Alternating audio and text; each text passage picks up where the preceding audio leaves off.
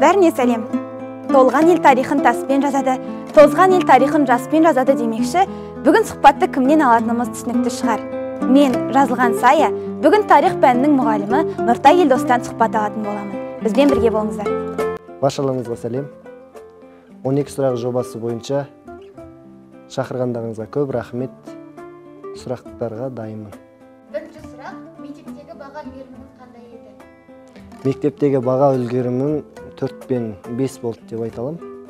Әсіресе мына жаратылыстану пәндерінен 4-терім аралас болған болатын. Екінші сұрақ, бойыңыздағы 3 әдет жақсы болсын, жаман болсын, тура қазір ойыңызға келіп тұрған. Бойымдағы 3 әдетім, мен бала кезімнен қалыптасқан бір әдетім бар, ол сол қолмен әр ісімді бастағанда сол қолмен жасаймын жұмыстарымның барлығын. Ал екінші әдет бұл әр жұмысты тиянақты етіп жасағанда жақсы көремін. Үшінші әдетім бастаған ісімді соңына дейін жоғары деңгейде жеткізуге тырысамын. Үшінші, есте сақтау қабілетіңіз жайлы сұрағым келеді. Тарихтағы барлық датаны қалай жаттап алғансыз? Тарихи даталарды, оқиғаларды жаттау негізінен мәліметтерді оқыған кезде көз алдыма елестетіп, сонымен қатар бір оқиғаны екінші бір оқиғамен байланыстырып есте сақтауға тырысамын. Сол себептен көп мәліметтер есімде қалады. Төртінші сұрақ, балалық шағыңыздағы есте қалған ең жылы момент. Бала кезден есімде қалған жақсы мәліметтер өте көп, бірақ та енді осы тосыннан қойған сұрақ болғандықтан есіме бір оқиға түсіп отыр. 10-шы сынып болса керек,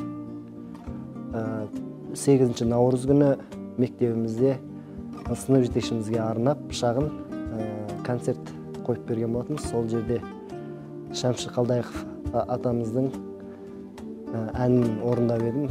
Сынып жетекшіміз көзіне ыстық жасалған болатын. Жүректен айтқан ән жүрекке жетті деп ойлаймын сол кезде. Сол бір жақсы сәт есімде қалып отыр қазіргі таңда. Бесінші сұрақ, егер тарихшы деген мамандық болмаса, кім болуын таңдайтын? Енді мүлдем тарихшы деген мамандық болмаса, мен аспаздық саласына баратын бедім деп ойлаймын, өйткені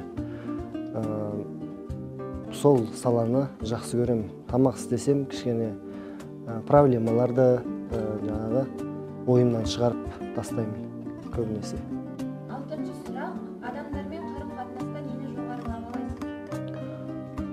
Адамдармен қарым-қатынаста жоғары бағалайтыным адалдық, шыншылдық, осы қасиеттерді жоғары бағалаймын. Төртінші сұрақ, сізбен не туралы әңгімелесуге болады? Менімен барлық салада әңгімелесуге болады, бірақ та енді әзілдесуге болмайтын бір салалар бар. Ол енді намысқа тиетін әңгімелер болуы мүмкін, одан кейін дінге қатысты әзілдесуге қарсымын жалпы. Сегізінші сұрақ, адамның қандай қылықтары сізді ашуландырады? Адамның сатқындық, екіжүзділік, осы қасиеттері мені ашуландырып, және сол адамдардан алшақтатады. Тоғызыншы сұрақ, қандай тақырыпта еркін әңгіме айтасыз? Көп тақырыпта еркін әңгіме айта аламын. Әсіресе қазіргі таңда болып жатқан қоғамдық ауқымды мәселелер тұрғысынан. Сонымен қатар тарихтағы болып өткен кейбір ақтаңдақ беттерді зерттеу барысындағы жаңа мәліметтерді басқалармен бөлісу барысында әңгімелесу қызықтырақ мен үшін. 10-шы сұрақ, ашуланғанда не істейсіз? Ашуланғанда енді бізде қазақта бар ғой, оң қолың ұрысшы болса, сол қолың арашашы болсын деген сияқты. Мен барынша енді ашуланған кезде ашуымды ақылға жеңдіруге тырысамын.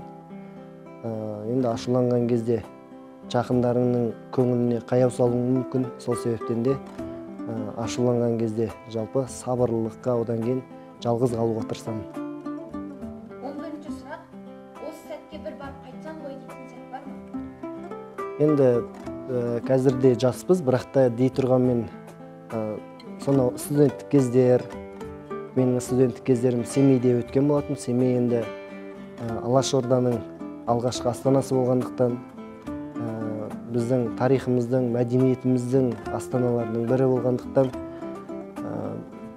сол жерде өткен студенттік шақтарым әлі күнге дейін есімде.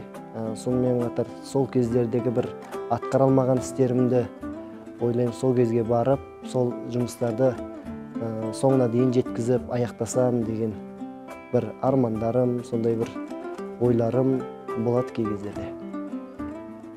12-ші сұрақ, соңғы оқыған кітабыңыз қандай? Соңғы, енді мен өзім тарихшы болғандықтан көбінесе монографиялық еңбектерді оқығанды жақсы көрем. Алаш қозғалысы деген кітап оқығам.